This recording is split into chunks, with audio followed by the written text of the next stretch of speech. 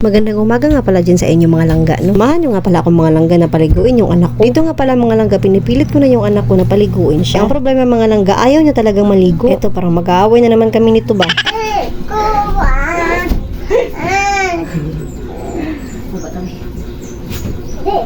Nabuho kay kaganso! Hindi ko ba?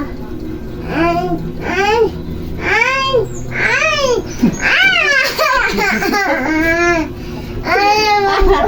So ayun nga mga langga, kinarga ko na lang yung anak ko papunta dito sa gripo. Aga ko nga pala siya niligo mga langga kasi nga umihi siya sa higaan namin kagabi. Dito nga pala mga langga, nakikipagkarambulan yung anak ko sa akin. Gusto niyang umuwi sa bahay kasi ayaw nga talaga niyang maligo. Kaya ito nga mga langga, hinawakan ko na lang yung kamay niya. Tapos binuhusan ko na siya ng tubig mga langga para mabasa na talaga siya. Habang binubuhusan ko nga siya ng tubig mga langga, iyak siya ng iyak at gusto niya talagang kumawala sa akin. Dito nga mga langga, nabitawan ko nga pala yung anak ko kaya nakawala siya sa akin. Tingnan niyo nga yung anak ko mga langga. Oh. Para talaga akong sumabak sa gera mga langga ba?